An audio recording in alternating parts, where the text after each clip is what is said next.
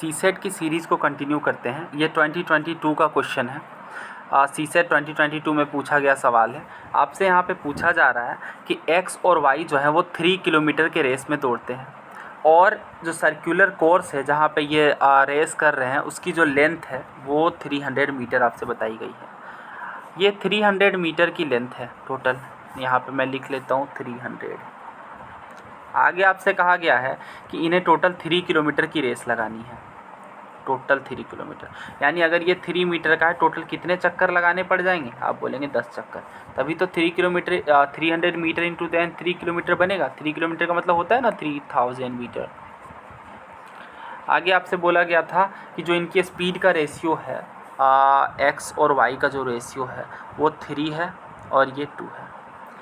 बोला गया है कि वो कितने बार, अब देखिए फर्स्ट की जो रेशियो है स्पीड है वो फास्ट है इसके मुकाबले, तो कितने बार ये पास करेगा वाई एक्स को। अब ध्यान दीजिए, अगर ये 3 टाइम्स है तो हर 3 बार में वाई उससे मिलता जाएगा। जैसे अगर एक बार इसने चक्कर लगाया, मान लीजिए एक्स ने यहाँ पे मैं रेड कलर यूज करता हूँ, हाँ, एक्स ने यहाँ से चक्कर लगाना शुरू किया, ओके, और यहाँ पे ये एक चक्कर लगाया। एक चक्कर में तो इससे वाई मिलेगा नहीं क्योंकि ये 3:2 है, यानी अगर ये 2 बार चक्कर लगाता तो ये 3 बार है ना, तो फिर ये दूसरी बार में भी नहीं मिला, फिर ये तीसरी बार में जा कर के एक बार मिला, फिर ऐसे ही चौथी बार में नहीं मिलेगा, 5वें बार में नहीं मिलेगा, 6ठे बार में फिर से एक बार मिलेगा, फिर 7वें बार में नहीं मिलेगा, 8वें में नहीं, 9वें में नहीं, और हाँ 9वें में डायरेक्ट जाके मिलेगा, और फिर 10वें में तो मिल ही नहीं पाएगा, 10वें में तो मिल ही नहीं पाएगा, फिर डायरेक्ट जाके 12वें में मिलेगा। लेकिन आपको तो टोटल 10 ही चक्कर लगाने थे, यानी इसका मतलब ये हुआ कि ये टोटल कितनी बार मिलेगा? 3 बार। आई होप ये आपको क्लियर हो गया होगा। अगर नहीं क्लियर हुआ है तो मैं टाइम एंड डिस्टेंस की पूरी सीरीज़ लेकर के आऊँगा, वहाँ पर मैं आपको डिटेल में इस तरह के कन्फ्यूजिंग सवाल करवा दूँगा। फिलहाल आप इसका आंसर समझिए, 3 बार करके मिला तो 9th बार में 3 बार ये टोटल मिला है। नेक्स्ट क्वेश्चन देखते हैं। अच्छा, नेक्स्ट क्वेश्चन आपसे रीजनिंग का पूछा गया था। बोला गया है लखनऊ को रिवर्स लेटर में क्या लिखेंगे। इस तरह के सवाल काफ़ी इजी हैं, अगर आप एसएससी और बैंकिंग की कभी आपने तैयारी की होगी तो, क्योंकि बहुत ज़्यादा वो पूछे जाते हैं। लखनऊ नाव आपको ये देखना होता है इसमें, अगर आपको ये वैल्यू प्लेस वैल्यूज़ याद हो तो फिर ये काम काफ़ी आसान हो जाता है। जैसे मुझे ये याद है, जैसे मैं इसकी प्लेस वैल्यूज़ लिखता जा रहा हूँ, n की 14 होती है, तो फिर ये काम काफ़ी आसान हो जाता है। और ये मैंने रटी नहीं है, ये आप जब सवाल सॉल्व करेंगे रीजनिंग के तो वहाँ पे ये काफ़ी ज़्यादा यूज़ होता है लेटर सीरीज़ के अंदर। अब मुझे इसका अपोजिट बताना है, पहले तो आपको यही याद रखना पड़ेगा अगर आपको ये याद नहीं है तो। अगर याद है तो फिर आपको अपोजिट तो मैंने याद किया हुआ नहीं है, बट मेरे पास कुछ अगर ट्रिक वगैरह है तो मैं शेयर कर दूँगा। बट फिलहाल आप ये देखिए, मैं इसे ऐसे याद रखता हूँ कि टोटल 27 बनता है जब भी अपोजिट किया जाता है तो। 27 क्यों? देखिए, ए की प्लेस वैल्यू कितनी होती है? आप बोलेंगे फर्स्ट लेटर है तो 1 ही होगी, और जेड की कितनी होती है? 26 होती है।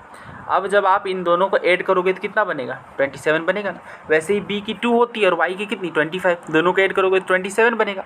यानी इसका मतलब ये है कि ये जो आपको वैल्यू बनानी है वो कितनी बनानी है? 27। तो 27 में ये 12 गया, कितना बचा? 15। 27 में 21 गया, कितना बचा? 6। 27 में 3 गया, कितना बचा? 24। फिर यहाँ पे 11 गया, कितना बचा?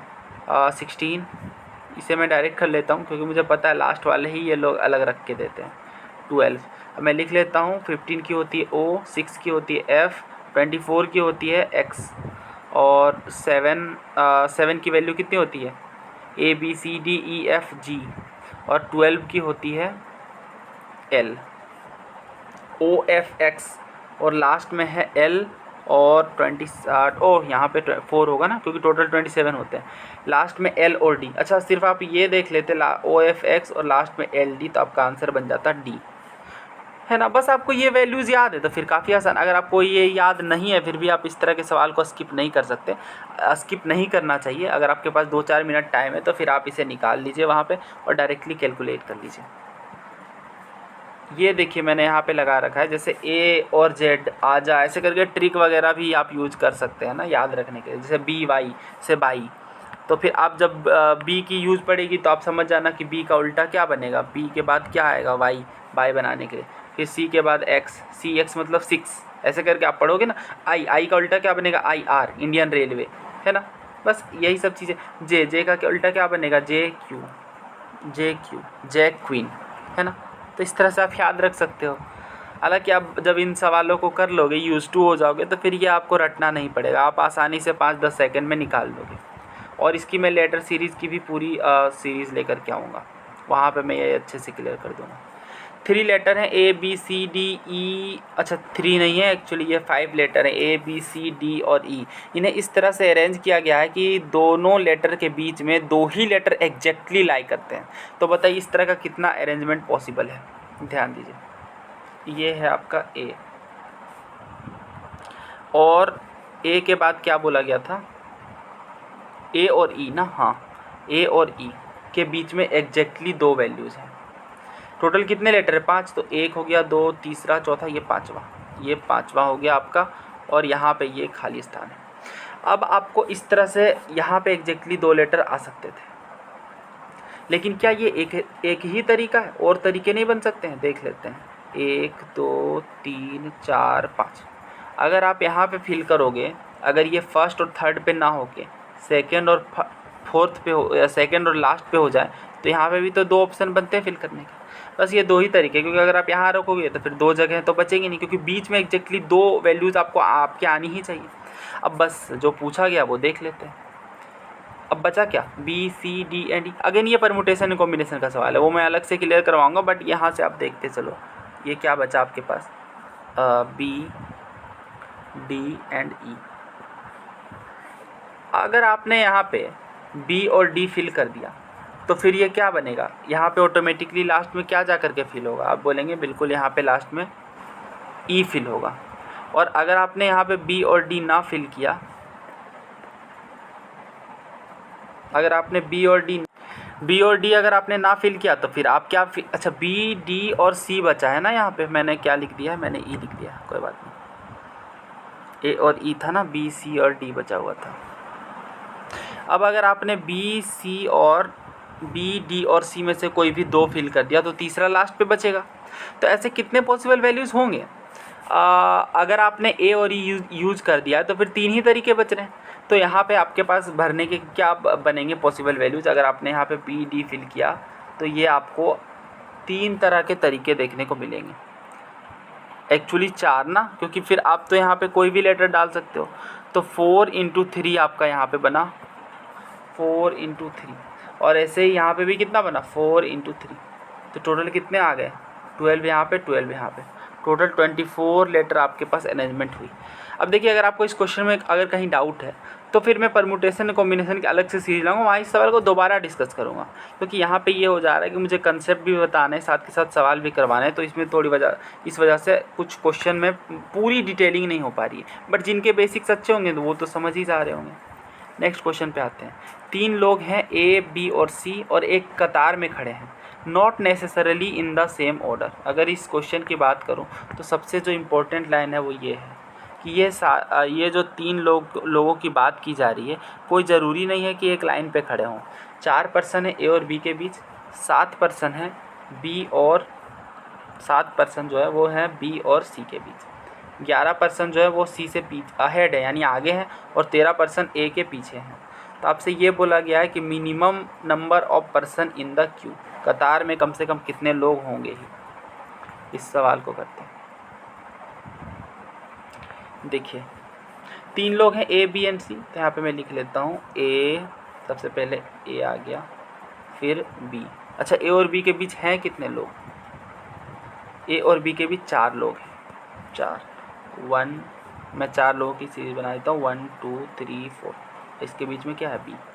अब आगे बोला गया है कि B और C के बीच में कितने लोग हैं, 11 लोग हैं।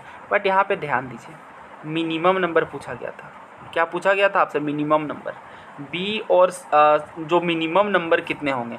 अब अगर आप यहाँ B और C के बीच 11 लोग बनाते हो, तो 11 इधर, 4 इधर, 15 और 2 17 टोटल बन जाएंगे। लेकिन अगर आप इधर C को बनाते हो लेफ़्ट साइड में, तो क्या 17 बनेंगे, नहीं। आप बोलेंगे कि यहाँ पे 11 लोग हैं, मात्र 7 ही बनेंगे।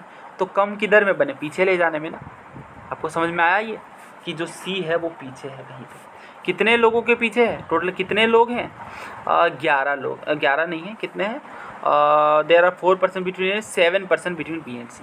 C के बीच में कितने लोग हैं, C और B के बीच में 7 लोग हैं। गिन लेते हैं 7 लोग, 1 2 3 4 5 6 7 लोग हैं। नाउ आगे आपसे ये बोला गया था, 11% अहेड ऑफ सी, सी के आगे 11 लोग हैं, 11 लोग बना लेते हैं। 1 2 3 4 5 6 7 8 9 9 10 11, 11 लोग बन गए। इसके आगे आपसे ये बोला गया है 13 बिहाइंड ए के पीछे में 13 लोग हैं, तो ए के पीछे देख लेते हैं। 1 2 3 यानी 8 लोग और हैं। अच्छा ये येलो कलर नहीं नज़र आ रहा है ना, 8 लोग जो हैं वो क्या है और है। आगे आपसे बोला गया है कि बताइए टोटल कितने लोग थे, अब आप गिन लीजिए। 8 लोग यहाँ हो गए, 9 10 11 12 13 14 15 16 17 18 19 20, 20 ही आया ना, ये कुछ हमने लीव तो नहीं किया।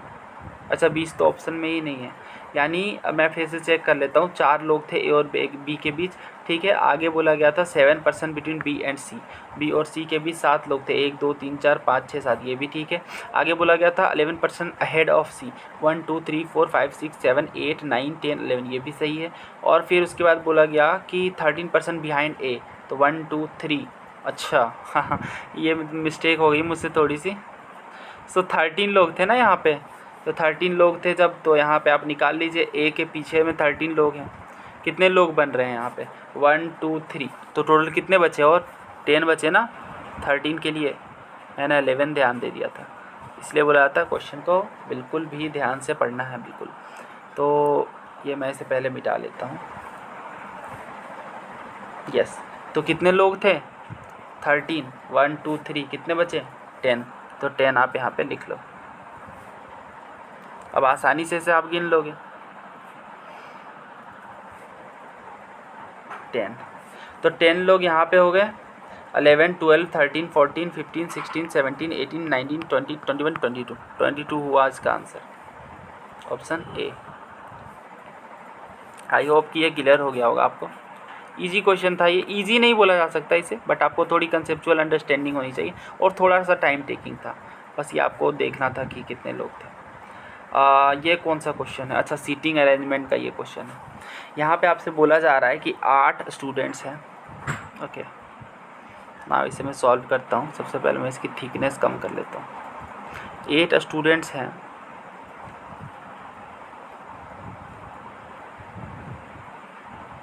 ओके 8 स्टूडेंट्स है, 1 2 3 4 5 6 7 8 सर्कुलर बैठे हुए हैं एक टेबल के चारों ओर।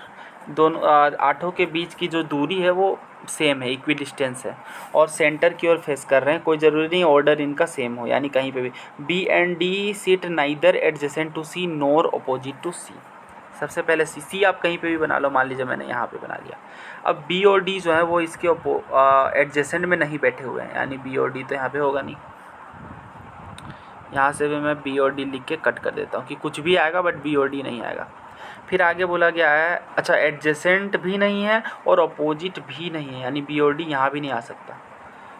1 2 3 3 जगह से बी और डी तो ख़त्म हो गए, 4 जगह भी बचे हुए हैं। A seat in between E and D, अब ई और डी मैं कहाँ पे रख दूँ, डी तो यहाँ रख नहीं सकता हूँ, तो डी यहाँ रख देता हूँ मैं, डी, और ई यहाँ रख देता हूँ। डी और ई के बीच कौन बैठा हुआ है, ए बैठा हुआ है। आगे बोला गया है कि A F seats in between B and H, B और एच के बीच में कौन बैठा है, एफ। तो अगर मैं यहाँ पे बी और एच कहाँ पे मैं बना दूँ, यहाँ पे बी डाल नहीं सकता, यहाँ पे बी डाल नहीं सकता, यहाँ पे बी डाल देता हूँ। और एच डेफिनेटली तब यहाँ पे डालना पड़ेगा मुझे, बी और एच ये वाला पोर्शन। बी और एच के बीच कौन बैठा, एफ बैठा है। सारे यूज़ हो गए कि अब मैं एक्स्ट्रा वाले पार्ट को यहाँ से हटा देता हूँ। ये हट गया आपका, और ये हट गया, ये पूरी तरह से मैं इसे क्लीन कर देता हूँ, और फिर ये वाला पोर्शन हट गया। एच इस साइड में लिख लेता हूँ। अब यहाँ पे ध्यान दीजिए, A B C D E F, अच्छा जी बच गया है ना, तो जी यहाँ पे लिख लेता हूँ। अब आगे बोला गया था कि आंसर दीजिए कौन सा डेफिनेटली करेक्ट है। B seat in between A and G, क्या ए और जी के बीच आपको बी नज़र आ रहा है, नहीं मुझे तो डी नज़र आ रहा है, ए गया। सी सीट्स अपोजिट टू जी, क्या जी के अपोजिट में सी है, आप बोलेंगे बी है। ई सीट अपोजिट टू एफ, क्या एफ के अपोजिट में डी है या एफ है, ई है। ई तो है नहीं, डी है, यानी ये भी गलत। तो आंसर क्या बना, मतलब इतनी मेहनत करने के बाद none of the above answer आ रहा है यहाँ पे, ठीक है।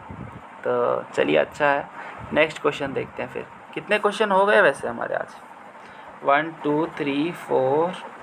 वीडियो की लेंथ कितनी हुई है उसके अकॉर्डिंग। अच्छा ठीक है, तो फिर यहीं पे एंड करते हैं। फिर मैं आगे की जो क्वेश्चन है 5 क्वेश्चन सीरीज़ को फिर कंटिन्यू करूँगा। प्लीज़ चैनल को सब्सक्राइब कर लीजिए अगर आप नए हैं तो। Thank you.